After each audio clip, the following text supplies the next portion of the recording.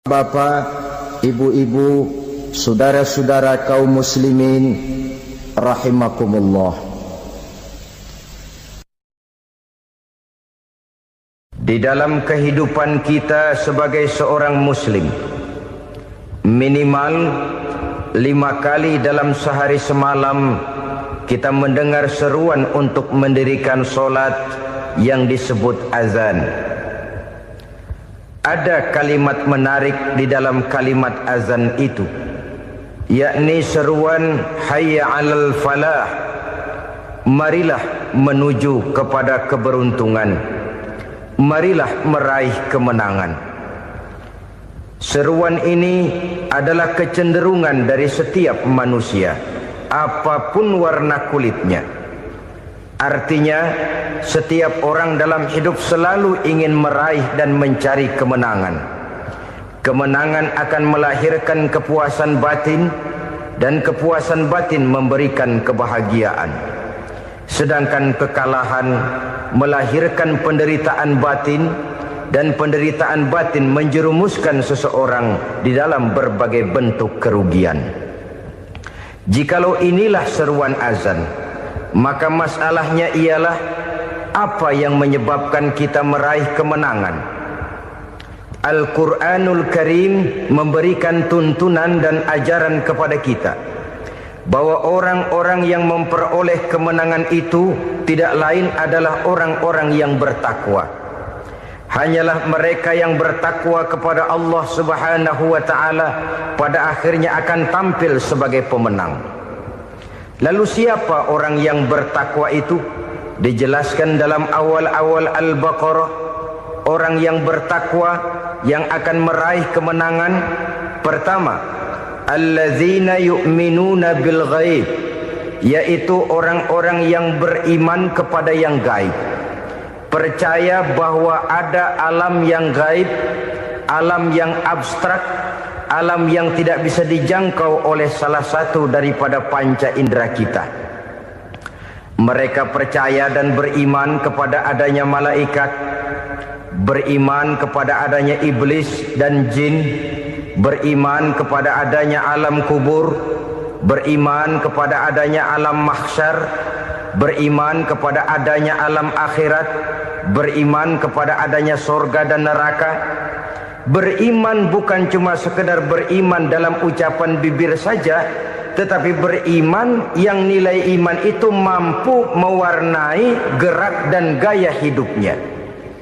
Iman yang meresap sampai ke tulang sumsum, kemudian memberikan dampak positif di dalam kehidupan manusia. Alam, kita tahu, adalah sesuatu yang selain Allah, dan Allah bukanlah alam. Apapun namanya selain daripada Allah, itu adalah alam. Alam pada hakikatnya terbagi menjadi dua. Ada alam syahadah, alam nyata, alam konkret, alam yang bisa dijangkau oleh salah satu indera kita. Kemudian ada alam ghaib, alam yang tidak bisa dijangkau oleh panca indera kita, alam metafisika, alam abstrak, alam yang wajib kita imani keberadaannya. Kita percaya bahwa malaikat itu ada, kita percaya kepada jin, bahwa jin itu ada, kita percaya kepada adanya iblis dan setan. Bukan percaya kepada iblis dan setannya, percaya bahwa iblis dan setan itu ada. Itu termasuk salah satu daripada sifat orang yang bertakwa kepada Allah. Saudara-saudara kaum muslimin rahimakumullah, kecenderungan pembangunan yang lebih bersifat materialistis biasanya menggeser aspek kehidupan rohani. Orang berpikir empiri, dan dalam pola pikir yang demikian, maka alam gaib tidak lagi mendapat perhatian. Aspek kehidupan yang bersifat rohaniah malah mulai ditinggalkan. Akibatnya terjadilah kepincangan di dalam kehidupan kita. Pernah ada satu pengalaman pribadi dalam perjalanan kembali ke tanah air. Dalam pesawat di sebelah kanan saya duduklah seorang Jerman, namanya Heiner Simonsen. Iseng saya ajak kenalan, saya ajak ngobrol, saya tanya dia. Saya bilang, Mas Heiner ini, kalau pesawat yang kita tumpangi ini jatuh ke bawah, kira-kira apa yang bakal terjadi, Mas? Dia bilang, kita semua akan mati. Begitu? Iya. Oke. Apa itu mati? Tanya saya. Dia bilang, untuk tahu apa itu mati, kita harus tahu lebih dahulu apa itu hidup. Saya pikir nih bule bisa ngomong juga. Baiklah kata saya. Apa hidup menurut Anda itu? Oh, hidup itu dia bilang, kalau seluruh anggota badan kita bekerja secara normal, paru-paru memompa darah secara normal, jantung berdetak secara normal, sel-sel tubuh bekerja secara fit, dan organisme tubuh hanya mau bekerja secara normal, dia bilang, kalau kita memberi makan yang cukup, menu yang teratur, dan gizi yang lengkap. Saya bilang, kesimpulannya apa, Ner? Dia jawab, hidup adalah dari tangan ke mulut. Life is from the hand to the mouth, kata dia. Hidup adalah dari tangan ke mulut. Jadi masalah hidup tidak lebih daripada masalah isi perut. Orang pergi pagi, pulang sore, peras keringat, banting tulang, perut yang dibelain. Saya bilang, you are wrong. Sampean salah, Ner. Kamu orang Islam bukan? Bukan. Pantas. Kenapa saya salah? Dia bilang, ya jelas salah. Salahnya di mana? Kamu ini manusia. Kalau hidup cuma dari tangan ke mulut, saya bilang, kambing di kampung saya juga begitu pikirannya, Ner. Itu kambing di kampung saya, asal perutnya kenyang, sudah hidup dia. Perkara besok bagaimana, lusa prospeknya macam mana, bulan depan ada apa, kambing nggak pernah mikir. Di kampung saya kambing juga pikirannya begitu. Kamu Kristen ya? Tadinya. Loh kok tadinya, lalu apa sekarang kamu ini? Dia bilang, sekarang saya netral. Saya tidak beragama, tapi saya percaya kepada Tuhan sebagai pencipta alam. Saya ingat benar dia bilang, I haven't any religious, but I believe to God as the creator of the world. Kenapa bisa netral begitu, Ner? Habis saya bingung katanya. Islam bilang Islam baik, Kristen bilang Kristen baik, Hindu Buddha bilang Hindu Buddha baik, semua agama baik. Saya netral sekalian, nggak beragama. Yang penting saya percaya kepada Tuhan. Saya bilang, Ner, kamu ini kayak orang mau beli celana, lalu bingung. Yang satu bilang Levi's bagus, yang satu bilang Blue Jean hebat, yang satu bilang Wool England hebat. Celana ini hebat, celana itu bagus, celana ini hebat. Semua celana bagus, kamu bingung. Akhirnya netral, tidak pakai celana. Itu juga salah. Saya pikir-pikir, kemudian saya melihat bahwa dua pola berpikir Heiner ini nampaknya sudah mulai menggejala di lingkungan masyarakat bangsa kita. Disadari atau tidak, secara jujur kita harus berkata, dua pola pemikiran Heiner ini mulai berkembang di tengah masyarakat bangsa kita. Pertama, pola pikir materialisme. Hidup adalah dari tangan ke mulut. Masalah hidup tidak lebih masalah isi perut. Itu yang perlu dibela, dan disitulah arti kehidupan. Pergi pagi, pulang sore, peras keringat, banting tulang untuk mempertahankan perut. Kalau sudah kemari cara orang berpikir, maka buat apa percaya kepada yang gaib? Untuk apa sholat? Untuk apa puasa? Untuk apa zakat? Untuk apa menghadiri majelis taklim? Tanpa kepercayaan kepada yang gaib, hidup berjalan menurut alur empiris dan materialis. Kalau sudah ke sana cara orang berpikir, biasanya orang lalu cenderung menghalalkan segala cara. Hanyalah orang yang percaya bahwa akhirat ada, hanyalah orang yang percaya bahwa alam kubur itu ada, hanyalah orang yang percaya bahwa malaikat itu ada, hidupnya akan lebih terarah dan terkendali. Karena kepercayaan kepada yang gaib, yang merupakan fase daripada kehidupan setelah hidup yang sekarang ini, mewarnai gerak pribadi seseorang di dalam dia melakukan kegiatan hidupnya. Pola berpikir materialisme, disadari atau tidak, mulai menggejala di lingkungan masyarakat bangsa kita. Hidup tidak lebih dari urusan tangan ke mulut, mulut ke tangan, tangan ke mulut. Asal perut sudah kenyang, hiduplah sudah. Perkara bagaimana prospek hari yang akan datang, bagaimana akhirat, tidak jadi persoalan. Ini yang oleh Nabi diperingatkan, ad-dunya sijnul mu'min wa jannatul kafir. Dunia adalah penjara bagi orang beriman dan surga bagi orang kafir. Dulu di zaman Belanda hadis ini pernah disalah tafsirkan, disalah artikan, digunakan sebagai senjata untuk mengkebiri dan membuat impoten umat Islam. Sudahlah umat Islam gak usah macam-macam, kata Belanda. Dunia ini kan penjara buat orang Islam, surga buat orang kafir. Di penjara jangan bertingkah.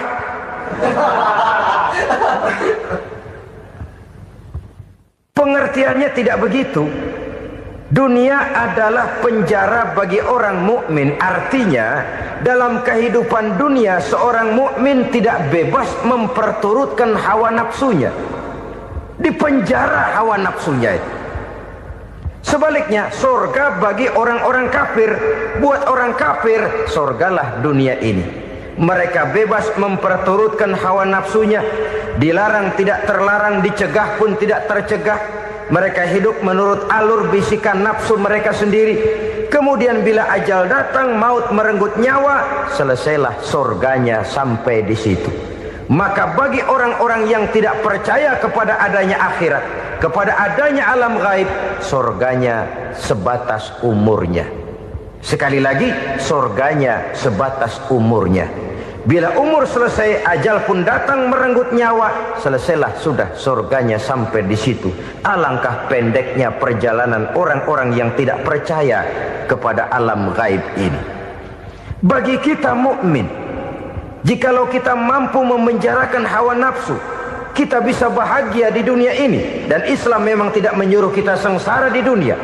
Raih dunia, kejar dunia, gapai dunia sebagai alat untuk mencapai kebahagiaan di akhirat nanti. Hidup adalah satu perjalanan panjang yang terbentang sejak kita terlahir dari alam rahim sampai kepada alam akhirat nanti. Andai kata kita gagal meraih kebahagiaan di dunia, toh kita masih punya akhirat. Tapi jangan jadi dalil yang melemahkan semangat. Biarin dah kita di dunia kebelangsak, yang penting akhirat. Akhirnya dunia benar-benar kebelangsak. Bagaimana dunia ini bisa kita raih, dan bagaimana meraih dunia untuk menunjang kepentingan akhirat nanti. Yang kedua, dari pikiran Heiner yang saya lihat menggejala di lingkungan masyarakat bangsa kita, timbulnya manusia-manusia netral. Seolah-olah Tuhan yes, agama no. Sama Tuhan percaya, agama ogah. Tuhan ngangguk, giliran agama godeng. Padahal hampir dalam setiap ayat dalam Quran, kata-kata amanu biasanya bergandeng dengan wa amilus sholihat. Iman dan amal soleh. Ini sebagai isyarat Tuhan dan agama jangan pernah dipisah-pisah. Apabila kita bertuhan, maka kita harus beragama. Apabila kita beragama, maka agama itu harus bersumberkan dari Tuhan yang kita imani itu. Tidak mungkin kita pisah, Tuhan yes, agama no. Sama Tuhan percaya tapi agama bikin sendiri. Sembayangnya cukup bengong 2 jam madep ngulon.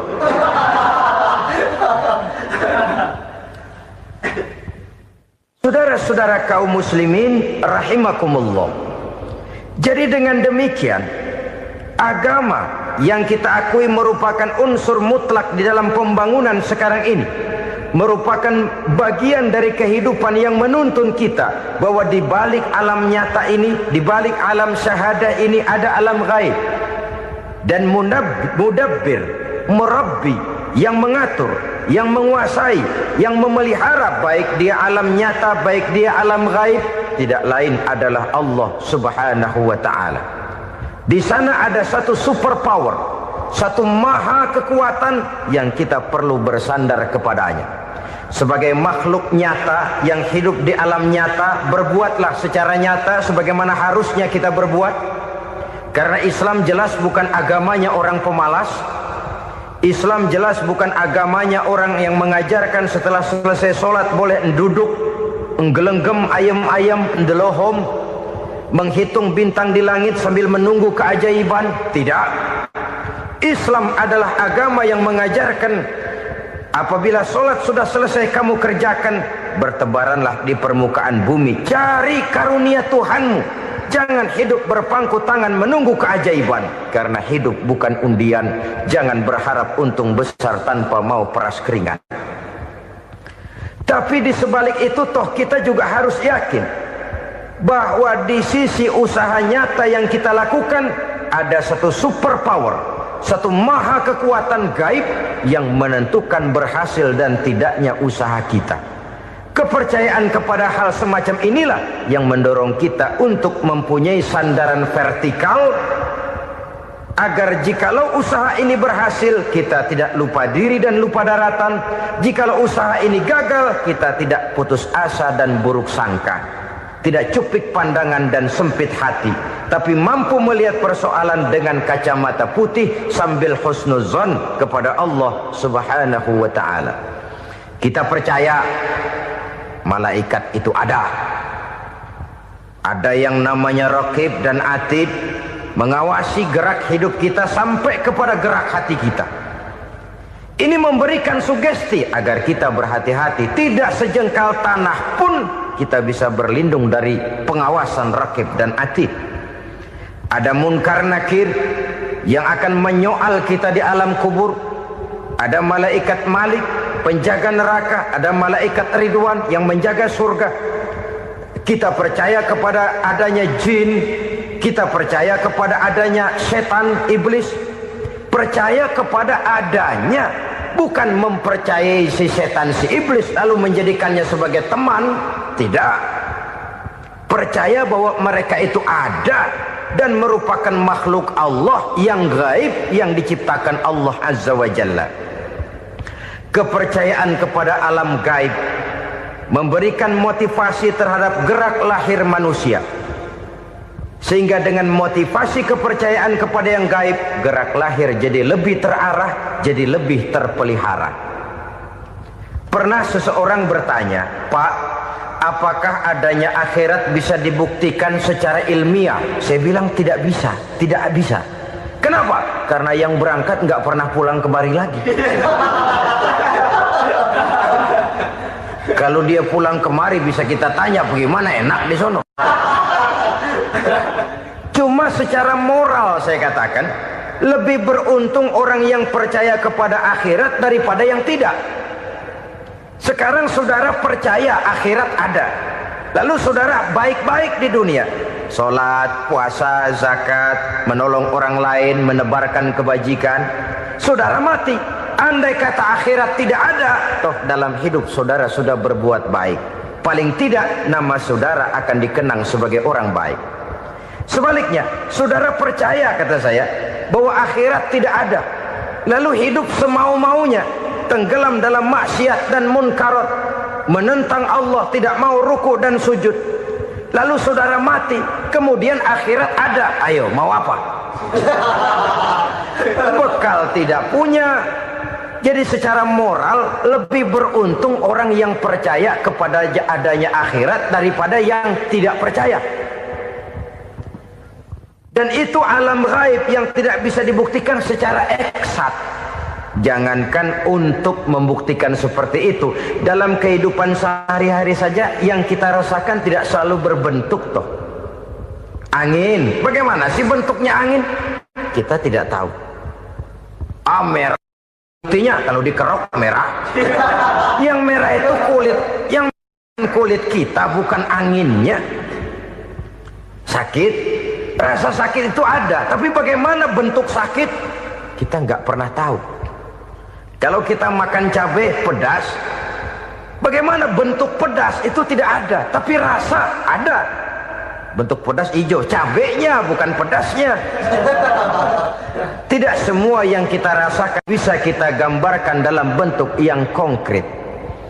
Oleh karena itu, sekali lagi bahwa kepercayaan kepada alam yang gaib mampu memberikan satu sugesti yang menata kehidupan seseorang lebih lurus, lebih terarah, dan lebih terkendali.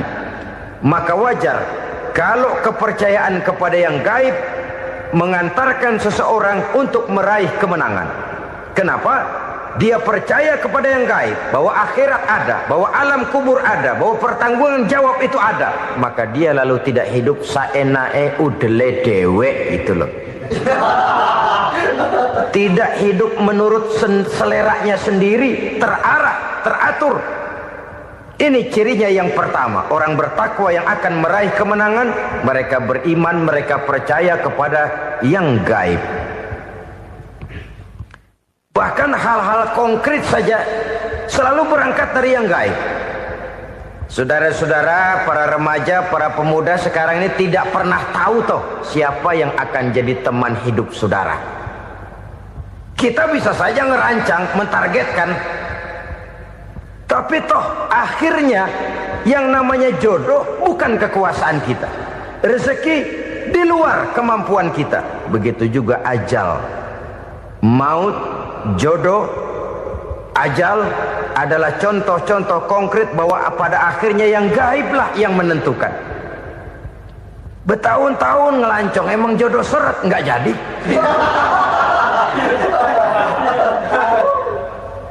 Begitu kenal baru setengah malam nginep ditangkap hansip kan.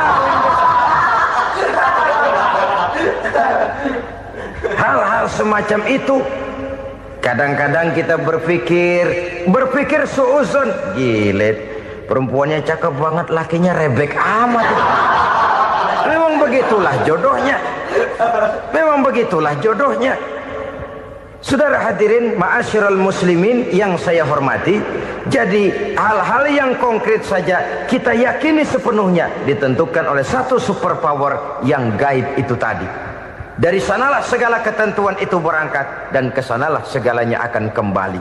Maka kepercayaan kepada yang gaib meluruskan gerak hidup seseorang dan itu akan mengantarkan dia kepada meraih kemenangan. Satu. Yang kedua, wa yuqimuna shalah. Orang bertakwa yang akan meraih kemenangan itu adalah orang-orang yang mendirikan sholat. Kenapa sholat mengantarkan orang untuk meraih kemenangan? Yang jelas, inna sholata tanha anil fahsya'i wal munkar. Sholat mampu mencegah manusia dari perbuatan keji dan munkar. Banyak filsafat hidup yang terkandung di dalam sholat ini. Sejak kita wudhu sampai kita menghadap ke arah kiblat, sampai kita melakukan gerak-gerak sholat, bacaan-bacaan yang ada di dalam sholat, lalu sampai kepada mengucapkan salam. Banyak filsafat hidup yang terkandung di dalam sholat. Umpamanya saja, setelah takbiratul ihram mulai kita dengan sholat dalam posisi berdiri, diajarkan dalam kitab-kitab fikih agar kita melihat ke arah tempat sujud. Ini kan filsafat kehidupan. Kalau kamu sholat dalam posisi berdiri, lihat tempat sujud. Jangan sholat mata jelalatan, sebab nanti bisa mengurangi kekhusyuan. Jadi wajar kalau yang dikatakan bahwa yang paling afdol adalah shaf yang di depan. Kenapa? Secara harfiah pengertiannya akan lebih mengundang kekhusyuan. Kenapa? Kalau kita di shaf paling depan di masjid umpamanya paling banter kita lihat tembok. Tapi kalau kita shaf di tengah atau di belakang, orang-orang di depan kita pun akan kelihatan. Yang bajunya loreng, yang bajunya genggang, yang bajunya macam-macam. Kita lihat, kadang-kadang kita pikirin, ada yang bajunya bolong. Kita sholat tapi dalam hati, nih orang bajunya robek yang nggak tahu apa. Ada saja hal-hal yang mengusik kekhusyuan kita. Oleh sebab itu diajarkan dalam posisi berdiri, lihat, arahkan pandangan matamu kepada tempat sujud. Ini kan filsafat kehidupan. Maksudnya apa? Kalau lagi diri lihat dong tempat sujud. Kalau udah di atas ingat dong sama yang bawah. Kalau sudah tinggi ingat dong dari mana kamu berangkat. Kalau sudah berkuasa bantu dong yang lemah. Kalau sudah kaya santuni dong yang miskin. Kalau sudah alim bimbing dong yang awam. Ini filsafat kehidupan. Dalam posisi berdiri kau lihat tempat sujud. Ini akan melahirkan kepekaan sosial di mana seseorang mau tahu kepada orang lainnya. Bagaimanapun kaya kita, tinggi pangkat dan jabatan kita, jikalau hidup hanya untuk kepentingan perut sendiri saja, rasanya belum membawa manfaat di dalam kehidupan kita. Tapi efek yang tertinggi sesungguhnya, solat mencegah manusia dari perbuatan keji dan munkar. Perbuatan keji dan munkar walaupun kelihatannya mendatangkan uang, membawa keuntungan, tapi itu keuntungan semu, keuntungan sementara. Dengan menipu orang lain kita bisa dapat untung, tapi tidak membawa berkah. Dan itu adalah kerugian besar dalam kehidupan kita. Maka untuk meraih kemenangan harus dimulai dengan membentuk kepribadian yang tegar, memiliki sandaran vertikal yang langsung kepada Allah Subhanahu wa ta'ala. Dan itu hanya bisa kita tempuh melalui jalur ibadah formal yang sudah ditentukan Allah, yakni solat yang 5 waktu. Untuk memperkuat itu ada solat-solat sunnah, rawatib, nawafil sebagai terminal-terminal kontrol cadangan untuk memelihara stabilitas temperatur batin di dalam kita berhubungan dengan zat yang maha gaib, yaitu Allah Subhanahu wa ta'ala. Orang sering bertanya, Pak, itu tetangga saya nggak sholat, duitnya nggak habis-habis, Pak. Nggak sholat tapi mobilnya tambah terus. Nggak sholat tapi usahanya makin maju. Tapi di sisi lain ada orang yang rajin sholat, rezekinya butak bener. Anaknya mana kurus, mana korengan. Saudara hadirin ma'asyiral muslimin rahimakumullah. Harus saya katakan bahwa solat memang bukan untuk cari duit. Solat adalah sandaran vertikal kita kepada Allah.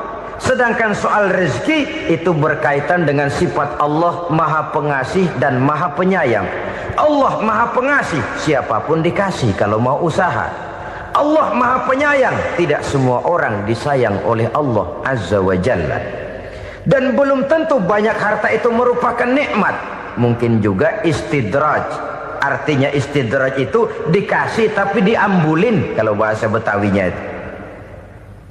Dikasih tapi diambulin, itu bukan merupakan nikmat sesungguhnya, lebih merupakan azab dari Allah Subhanahu wa ta'ala.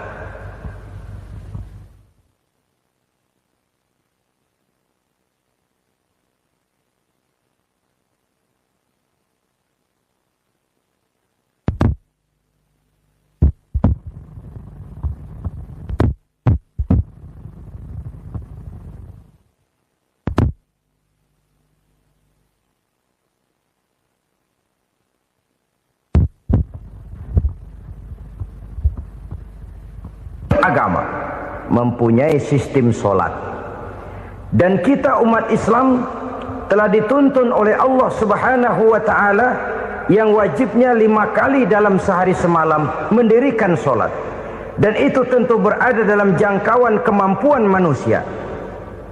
Pada awalnya barangkali kita memang merasa solat itu satu kewajiban, tapi semakin kita hayati makna, manfaat dan filsafat yang terkandung di dalam ajaran solat, semakin sampai kita kepada keyakinan bahwa solat adalah keperluan kita. Sehingga pada waktu tertentu dinilai puncaknya, kita tidak lagi akan berkata saya wajib solat, tapi kita akan berkata saya perlu solat. Kalau kita sudah merasakan itu adalah keperluan kita, nah di sanalah kita baru akan merasakan ruginya kalau hal itu tidak kita laksanakan. Sepanjang kita masih berkata saya wajib sholat, kita akan lebih merasakan dia sebagai beban ketimbang sebagai keperluan. Yang jelas Allah tidak memerlukan ibadah yang kita laksanakan ini. Dengan kata lain,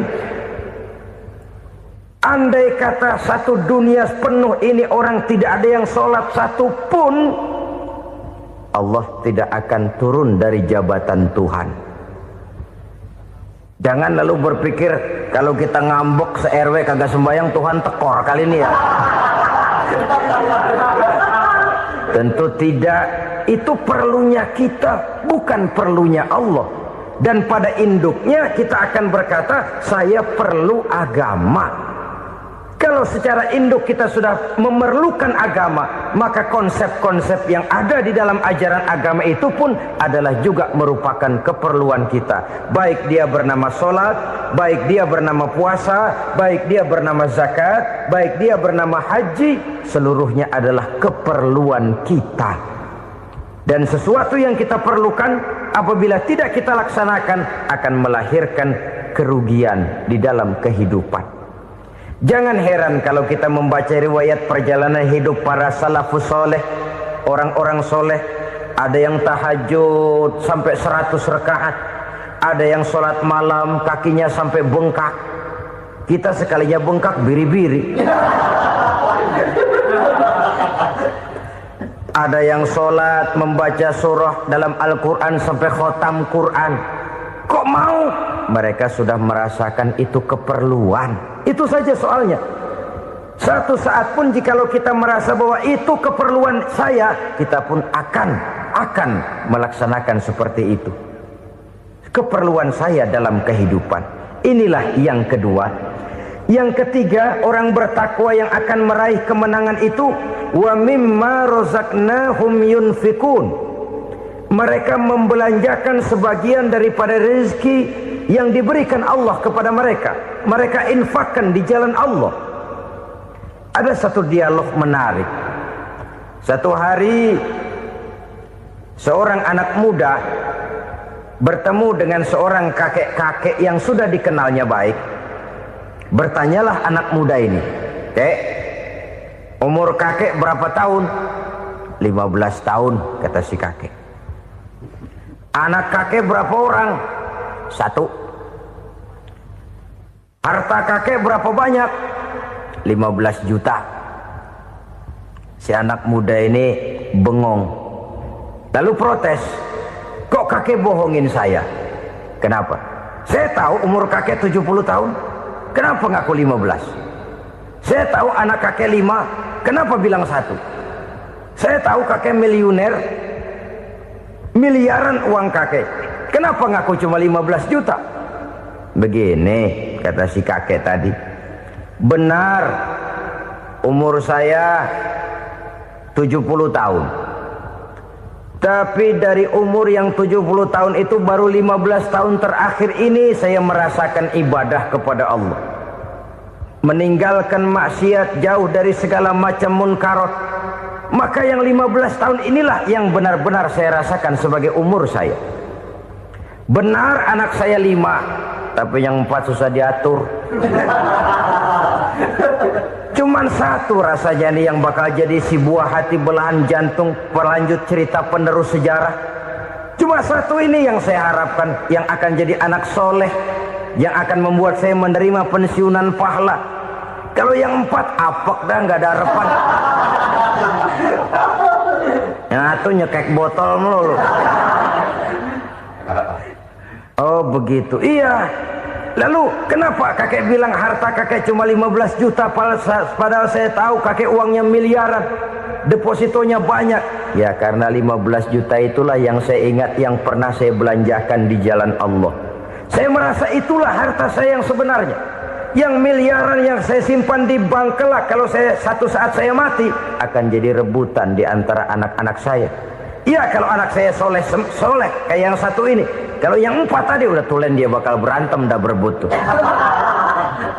Jadi 15 juta yang saya belanjakan di jalan Allah inilah yang saya merasakan benar-benar harta saya yang sesungguhnya. Dialog ini patut menjadi bahan renungan kita bersama. Diberikan kita umur 40, 50, 60, 70, 80. Berapa tahun dari umur yang diberikan itu yang jalan mulus, yang kita gunakan untuk melaksanakan ibadah? Banyak harta kita simpan di bank, di lemari, di dompet, di tas. Tapi berapa yang sudah kita depositokan di jalan Allah yang akan menemani kita di hari kita kembali nanti? Maka orang bertakwa yang akan meraih kemenangan, wa mimma razaqnahum yunfikun, mereka membelanjakan sebagian dari rezeki yang diberikan Allah di jalan Allah subhanahu wa ta'ala. Ma'asyiral muslimin rahimakumullah, zahirnya memang kita memberikan kepada orang lain, tapi hakikatnya kita menyimpan untuk diri kita sendiri. Kita memberikan kepada yatim piatu 25.000. Zahirnya kita memberikan si yatim, hakikatnya kan kita cuma nyimpan. Saya berikan, titip kepadamu, ini untuk saya di akhirat. Kau boleh belikan baju, kau boleh belikan untukmu makan, kau boleh bayarkan sekolahmu. Ini untuk saya. Hakikatnya kita nyumbang masjid 1 juta, zahirnya kita berikan kepada panitia masjid, tapi hakikatnya kan cuma titip 1 juta ya, untuk saya di alam kubur nanti. Silakan kau boleh belikan semen, ini uang, belikan besi, belikan pasir. Saya cuma sekedar titip untuk kepentingan saya. Hakikatnya kita cuma sekedar menitip. Sebagaimanapun pada hakikatnya, apapun yang kita miliki dalam kehidupan kan cuma sekedar hak guna pakai, bukan hak milik mutlak. Harta kita, rumah kita, kendaraan kita, kebun kita, pabrik kita, hak guna pakai saja. Hak milik mutlak cuma untuk Allah subhanahu wa ta'ala. Saudara-saudara kaum muslimin rahimakumullah, ini yang ketiga. Kemudian yang keempat, orang-orang bertakwa yang akan meraih kemenangan, allazina yu'minuna bima unzila ilaika, mereka yang beriman, mereka yang percaya kepada apa yang telah diturunkan kepadamu Muhammad, ay Al-Quran, yakni Al-Quranul Karim. Setelah percaya kepada yang gaib, mendirikan solat, kemudian menginfakkan sebagian dari rezeki yang diberikan Allah, mereka juga lalu percaya kepada yang diturunkan terhadap Nabi, yaitu tidak lain Al-Quranul Karim. Sekali lagi di sini, percaya bukan hanya sekedar percaya saja, tetapi percaya lalu menjadikan Al-Quran itu sebagai pedoman hidup. Sebab memang Al-Quran itu adalah GBHM, garis-garis besar haluan muslim. Apa yang harus kita lakukan, apa yang harus tidak kita lakukan, bagaimana mestinya kita bertingkah laku dan berbuat, seluruhnya tercantum di dalam Al-Quranul Karim. Itu sebabnya ketika satu hari Aisyah ditanya bagaimana akhlak Rasul, beliau menjawab, kana Rasulullah sallallahu alaihi wasallam khuluquhul Quran. Akhlak daripada Rasulullah tidak lain adalah Al-Quran. Jawaban simpel ini memberikan gambaran bahwa keseluruhan daripada konsepsi Quran sudah diterjemahkan dalam kehidupan Rasulullah sallallahu alaihi wasallam. Karena kita tahu akhlak adalah keseluruhan dari gerak hidup manusia. Sejak ia berpribadi, berumah tangga, bertetangga, bermasyarakat, sampai kepada berbangsa dan bernegara, Al-Quran tetap memberikan sentuhan nilainya. Oleh karenanya, orang-orang yang bertakwa adalah orang-orang yang menjadikan Al-Quran sebagai pedoman dalam kehidupannya. Dan kita yakini Al-Quran diturunkan kepada Nabi Muhammad bukan merupakan produk Nabi Muhammad. Isi dan redaksinya langsung dari Allah subhanahu wa ta'ala. Kemudian cirinya yang kelima, orang bertakwa yang akan meraih kemenangan itu, wa ma unzila min qablika. Tidak hanya sekedar percaya kepada yang diturunkan terhadap Nabi Muhammad, yaitu Al-Quran, mereka juga percaya kepada apa yang pernah diturunkan kepada para nabi, kepada para rasul sebelum Nabi Muhammad. Percaya kepada adanya suhuf, percaya kepada adanya Taurat, percaya kepada adanya Injil, percaya bahwa Allah dahulunya sudah menurunkan Taurat kepada Musa, percaya bahwa Allah sudah menurunkan Injil kepada Isa, percaya Injil ada, Taurat ada, diturunkan Allah untuk Isa dan Musa, tetapi tidak wajib mengamalkannya karena kita sudah diberikan Al-Quranul Karim. Ini yang perlu saya garis bawahi. Kita percaya Allah telah menurunkan Injil dahulu kepada Isa. Kita percaya bahwa Allah telah menurunkan Taurat dahulunya kepada Nabi Musa. Kadang-kadang ini dijadikan dalih, dikacaukan pengertiannya. Quran saja mengajarkan bahwa orang yang bertakwa harus percaya kepada Injil, maka pakailah Injil. Apalagi kalau ayat sebelumnya ditilap, dihapus, dihilangkan, Injilnya yang ditekankan, maka akan terjadilah penekanan yang salah arah. Karena salah arah akhirnya bisa merusak dan menghancurkan akidah. Ketika Rasul suatu saat pernah ditanya orang, "Ya Rasul, bagaimana sikap kita sebagai muslim terhadap Injil yang ada sekarang?" Beliau menjawab, "La tukadzibuhu jami'an wa la tusaddiquhu jami'an." Jangan didustakan seluruhnya, jangan juga dibenarkan semuanya. Artinya, ini sudah merupakan gambaran dari Rasul bahwa dalam Injil yang ada sekarang masih ada ajaran-ajaran tauhid yang dibawa oleh Nabi Isa dan diajarkan kepada umatnya. Tapi juga dalam Injil yang sekarang ini sudah terkena intervensi dan investasi manusiawi. Karena itu Rasul menyimpulkan, la tukadzibuhu jami'an wa la tusaddiquhu jami'an. Jangan didustakan semua, jangan dibenarkan seluruhnya. Kita memang percaya Allah telah menurunkan Injil kepada Nabi Isa dulu, tapi kita tidak wajib mengamalkan Injil. Kita percaya Allah telah menurunkan Taurat kepada Nabi Musa, tapi kita tidak wajib mengamalkan kitab ajaran Taurat. Yang wajib kita percayai dan kita amalkan hanyalah Al-Quranul Karim. Kenapa? Oleh karena baik yang ada di dalam Taurat, baik yang ada di dalam Injil, tentu tercakup di dalam Al-Quran sebagai kitab terakhir yang diturunkan oleh Allah Subhanahu wa Ta'ala. Dan itu wajar.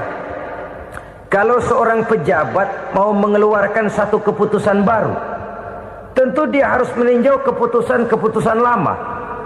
Andai kata dianggap tidak berlaku, dianggap tidak relevan lagi, maka keputusan-keputusan lama itu tentu sudah dianggap tidak berlaku. Sebagian daripada aturan-aturan dalam keputusan lama yang masih dianggap relevan tercantum dalam keputusan baru yang wajib diamalkan. Begitulah hubungannya antara Al-Quran, Taurat, Zabur, dan Injil. 4 kitab samawi yang diturunkan Allah masing-masing kepada Zabur untuk Nabi Daud, Taurat untuk Nabi Musa, dan Injil untuk Nabi Isa alaihimussalatu wassalam. Ketiga-tiga kitab itu kita percayai adanya. Kita yakini Allah telah menurunkan Zabur, Taurat, dan Injil. Tapi kita tidak wajib mengamalkannya. Yang wajib kita mengamalkannya sekarang ini tidak lain hanyalah Al-Quranul Karim saja. Karena ia mencakup apa yang ada di dalam Zabur, apa yang ada di dalam Taurat, dan apa yang ada di dalam Injil. Keotentikannya bisa dipertanggungjawabkan. Ya, tapi kan Nabi Muhammad sudah mati 14 abad yang lalu, dan di zaman beliau Al-Quran kan belum dikodifikasikan, belum ditulis. Bagaimana keotentikannya bisa dipertanggungjawabkan? Mudah saja. Allah berjanji, inna nahnu nazzalna dzikra wa inna lahu lahafizun. Kami yang menurunkan Al-Quran dan kami yang akan menjaga dan memeliharanya. Allah turunkan Quran, Allah menjaganya. Bagaimana cara Allah menjaga Al-Quran itu? Banyaknya orang-orang yang hafaz Al-Quran. Hafaz Al-Quran 30 juz, 114 surah, 6.666 ayat. Sehingga jangankan satu kata Jangankan satu ayat, satu kalimat saja berubah sudah akan timbul reaksi dan mudah dimengerti. Kenapa? Banyak orang-orang yang hafaz Al-Quran. Sedangkan pada setiap akhir tahun biasanya malaikat Jibril selalu mengadakan checking terhadap ayat-ayat yang diturunkan pada waktu itu. Di zaman Nabi sendiri sudah ada usaha kodifikasi. Dan yang lebih luar biasa lagi, sampai hari ini tidak seorang pun mampu membuat satu ayat saja semacam Al-Quran. Ke bahasa manapun dia diterjemahkan, naskah aslinya tetap ikut, rujukan dasarnya tetap ada. Berdasarkan itu maka tidak mungkin terjadi penyelewengan terhadap atau pemalsuan terhadap ayat-ayat Al-Quranul Karim. Kesuciannya, keotentikannya, kemurniannya bisa dipertanggungjawabkan. Ma'asyiral muslimin rahimakumullah. Oleh karenanya, konsepsi dasar daripada ajaran Islam ini memang tidak lain adalah Al-Quran dan Sunnah.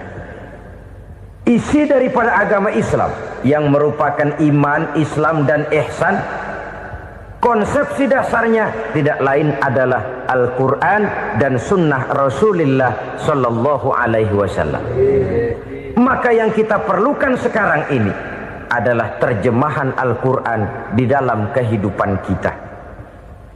Dengan demikian, maka gaya kehidupan yang lebih Qurani itulah yang kita dambakan. Kita perlu memang terjemahan Quran dalam bahasa Inggris, dalam bahasa Belanda, dalam bahasa Jepang, tapi yang lebih kita perlukan adalah terjemahan Quran di dalam kehidupan kita. Konsekuen, tidak memanipulasi, ringan sama kita jinjing, berat sama kita pikul. Jangan kalau lempengan ayat Quran tuh kira-kira enak diamalin, keras teriakan kita. Giliran kira-kira ayat Quran itu mukul kepala kita sendiri, diam kita. Itu ciri yang pernah disindir Allah dalam awal-awal Baqarah juga. Ciri beragamanya orang yang munafik. Kullama adha'a lahum masyawfi, kata Allah, wa iza azlama alaihim qamu. Apabila terang mereka jalan, apabila gelap mereka berhenti. Artinya kalau kira-kira di Islam nguntungin, rame-rame pada teriak Islam. Tapi ketika diminta untuk berjuang, ketika dituntut untuk berkorban, rame-rame mengundurkan diri. Nasib agama tidak ubahnya seperti daun pisang yang dikait orang di tepi jalan lantaran tak berpayung di ketika hari hujan. Manakala hujan usailah sudah, daun itu pun dicampakkan di tepi jalan, diinjak pula orang nan lalu. Artinya orang menjadikan agama cuma sebagai lipstick, decoration only, tidak konsekuen. Hanya pada saat-saat kelihatannya Islam membawa keuntungan, rame-rame orang teriak-teriak tentang Islam. Tapi jikalau diminta berjuang, jikalau dituntut untuk berkorban, biasanya rame-rame juga mengundurkan diri. Jangan heran kalau mayoritas hitungan kita, tapi minoritas peranan kita. Kuantitas kita dalam jumlah, tapi dalam kualitas kita lebih sering jadi penonton daripada jadi pemain. Padahal itu sangat tidak boleh terjadi. Umat Islam di Indonesia harus bangkit. Umat Islam di Indonesia harus sadar akan keberadaannya. Tidak boleh hanya jadi penonton berpangku tangan. Karena memang agama kita juga mengajarkan untuk konsekuen di dalam menjabarkan ajaran-ajaran daripada agama kita. Kita sering jatuh menjadi umat yang lemah oleh karena kita ini tidak pandai menggalang kebersamaan yang diakibatkan tidak konsekuennya kita. Diistilahkan bahwa umat Islam di dalam menggalang kebersamaannya itu harus seperti orang main sepak bola. Saudara-saudara kan tahu orang main sepak bola itu. Orang main sepak bola, kalau pertandingan belum dimulai sih silakan saja kumpul di luar lapangan, atur strategi yang baik. Tapi kalau pertandingan sudah dimulai, turun ke lapangan hijau, jangan kumpul terus. Ada sepak bola gotong royong, mundur-mundur rame-rame, depan ke depan kumpul melulu mainnya. Kalah. Orang main sepak bola itu ya harus ada penyerang tengah, harus ada penjaga gawang, harus ada strikernya, harus ada kiri luarnya, kanan dalamnya yang jadi backnya. Posisi boleh bermacam-macam, tapi yang penting saling ngoper untuk menggolkan gawang lawan. Begitulah umat Islam ini. Boleh ada yang jadi pejabat, boleh ada yang jadi pengusaha, boleh ada yang jadi petani, silakan ada yang jadi seniman, ada yang jadi penyair, ada yang jadi artis sekalipun. Tapi kalau sudah berhasil menguasai bola, jangan lupa operannya. Operan itu yang langka. Kita ini muslim kadang-kadang kalau sudah memegang menguasai bola, kalau belum mau mampus, belum mau ngoper. Nanti kalau sudah nggak punya bola, baru mau ngoper. Kalau sudah dengar-dengar mau dekat pensiun, baru mau jihad, baru mau berjuang, baru mau ngurus pesantren. Tanda tangan sudah tidak laku, memo sudah tidak dihargai, baru mau berjuang. Kemarin kemana, Mas? Kita tidak pandai memanfaatkan posisi. Dengan kata lain, kalau kembali kepada persoalan kita, konsekuensi kita terhadap agama yang kita anut ini belum ideal. Kita masih lebih sering berislam ini pada saat-saat yang menurut perhitungan kita membawa keuntungan. Tapi kalau diminta berjuang, dituntut berkorban, yang itu pun hakikatnya adalah untuk kepentingan kita juga. Allah tidak pernah menuntut kita untuk jihad bagi kepentingan Allah, itu tidak. Berjuang menegakkan agama Allah, apakah untuk kepentingan Allah? Tidak. Untuk kepentingan kita. Sebab nilai-nilai jihad itu pada akhirnya akan membawa kita kepada satu kebahagiaan. Setidaknya kalau tidak di dunia, tentu di akhirat sebagai syahid. Oleh karena itu, pada bagian akhir ini saya ingin mengajak, marilah kita konsekuen. Sekali kita berkitabkan Al-Quranul Karim, mari dia kita jadikan pedoman.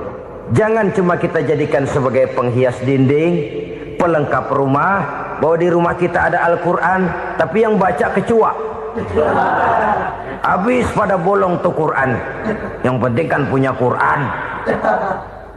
Ditaruh di pintu rumah. Biar apa? Biar kuntilanak kagak masuk katanya. Ya apa itu nasib Quran, cuma kerjanya jaga pintu, ngusir kuntilanak, ngusir memedi. Bagaimana kita hidup menurut tuntunan Al-Quran? Kadang-kadang tidak pernah menjadi masalah bagi kita. Maka bagaimanakah Al-Quran akan mungkin membawa keberkahan dalam hidup kalau ajarannya kita injak-injak dalam keseharian kita?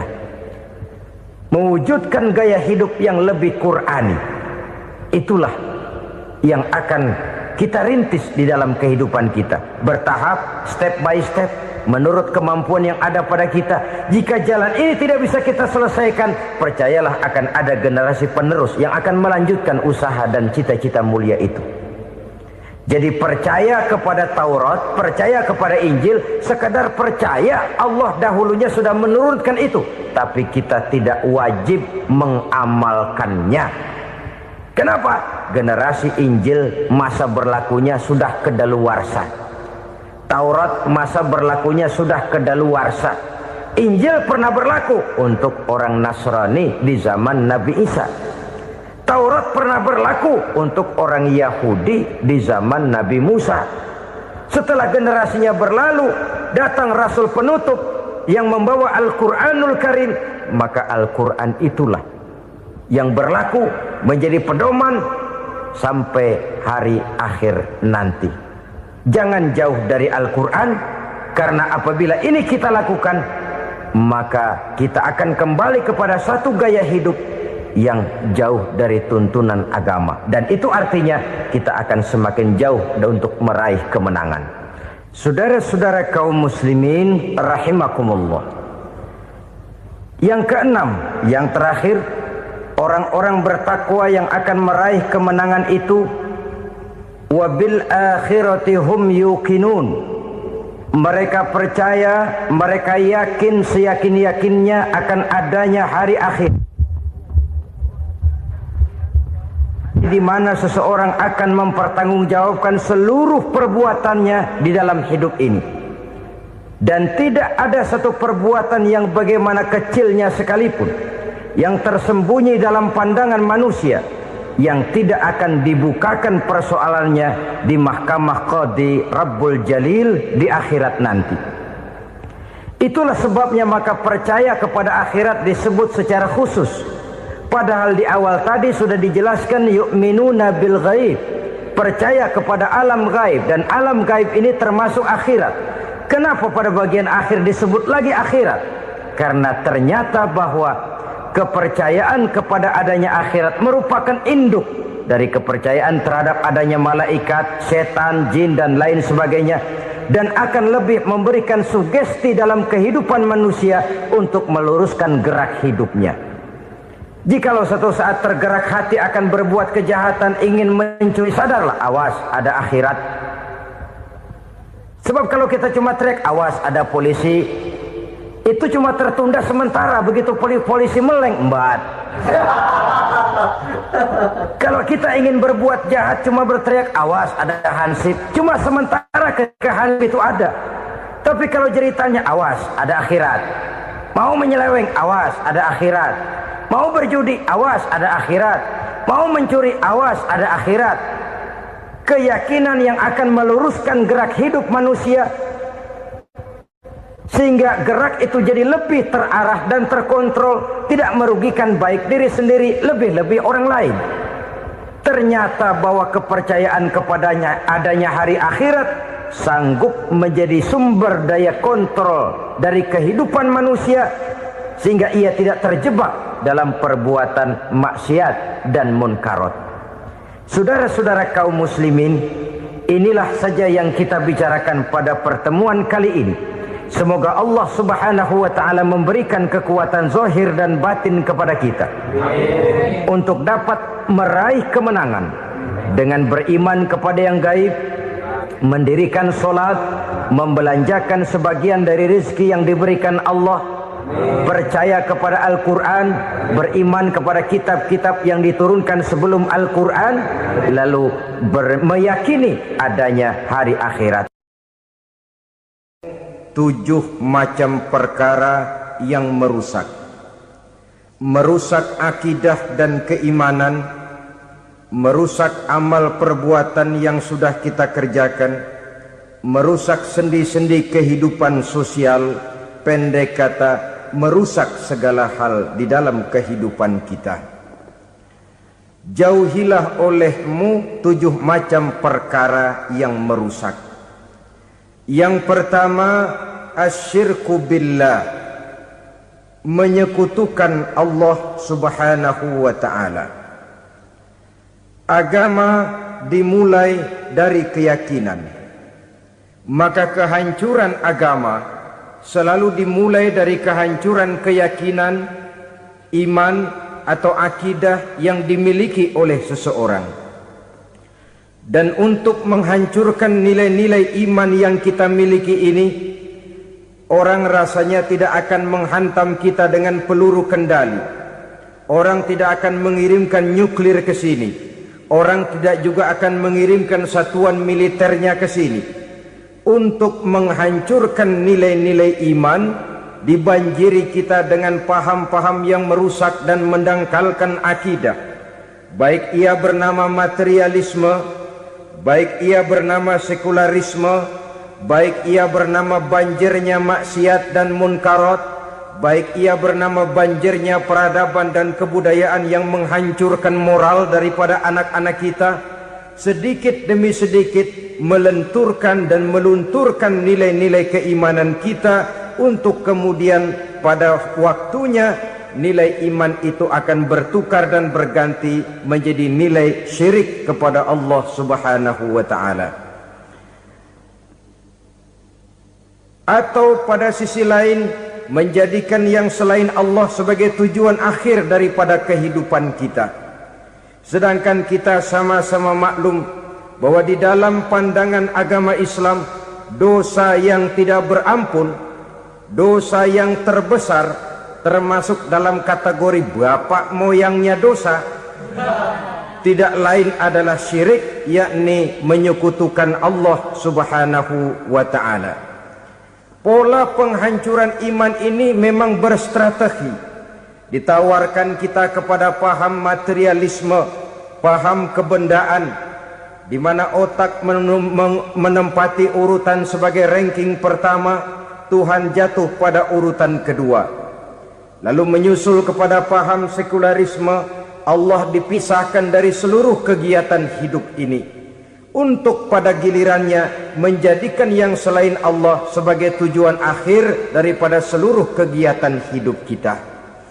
Oleh karenanya, kewajiban menjaga nilai-nilai iman ini merupakan kewajiban yang mulia tetapi berat, tidak hanya untuk kita, tetapi juga bagaimana mewariskannya kepada anak-anak kita, generasi yang akan datang.